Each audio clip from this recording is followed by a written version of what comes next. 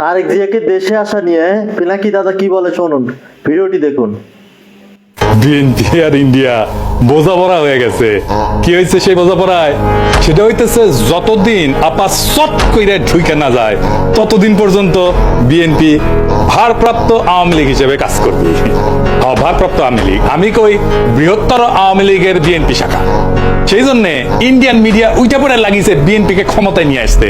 Indian media খবর দেখে এটা, হ্যাঁ, আনন্দবাজার পত্রিকা। সে লিখিচ্ছে খালেদা পুত্রের সম্বল, নয়াদিল্লির বন্ধুত্ব, মুক্তিযুদ্ধ। কি লিখেছে সেটাও কালে গুরুত্বপূর্ণ। এনা পড়ে শোনায় পুরাটা না, কিছু অংশ বিএনপির নেতা কর্মীরা আপনারাও শুনেন।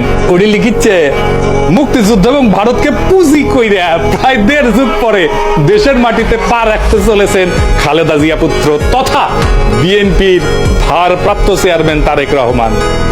নভেম্বরে সমাজ মাধ্যমে তারেক লিখেছিলেন, এখনই দেশে ফেরার বিষয়ে সিদ্ধান্ত নেওয়ার সুযোগ তার জন্য অবারিত এবং একক নিয়ন্ত্রণাধীন না। অনেকেরই প্রশ্ন, দিন 15-18 মধ্যে কি এমন হইল যে তিনি দেশে ফেরার ঘোষণা করলেন? বাস্তব হইল, মানে এখানে কইছে কেন দেশে ফেরার ঘোষণা করলেন, রে কইছে এখানে বাস্তব হইল নয়াদিল্লির সমর্থন অনেকটাই নিশ্চিত করে ফেলেছেন বিএনপির ভারপ্রাপ্ত চেয়ারম্যান। বিদেশ মন্ত্রক সূত্রের খবর, বিদেশ মন্ত্রক মানে পররাষ্ট্র মন্ত্রণালয়, মানে ইন্ডিয়ার পররাষ্ট্র মন্ত্রণালয়, এটা করছে বিএনপি ক্ষমতায় আসলে ভারত বাংলাদেশের মধ্যে যে চুক্তিগুলো আছে তাতে কোনো প্রভাব পড়বে না এবং বাংলাদেশের মাটিকে কোনো ভারত বিরোধী কাজে ব্যবহার করতে দেওয়া হবে না। এই মর্মে প্রতিশ্রুতি পাওয়া গিয়েছে তারেকের কাছ থেকে। কি মজা!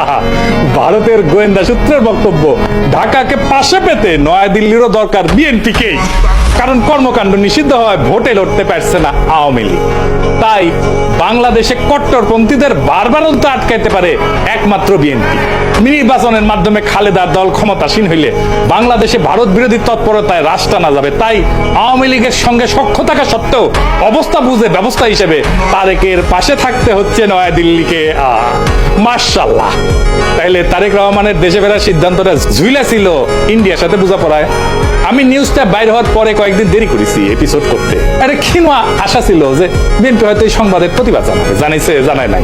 তার মানে প্রত্যেকটা শব্দ এই নিউজের সত্য। বন্ধুরা, পিনাকি দাদা যে তথ্যটা দিলেন আপনার কাছে কি মনে হয়, এটা কি সঠিক নাকি ভুল তথ্য দিলেন? কমেন্টে জানিয়ে দেন। ধন্যবাদ।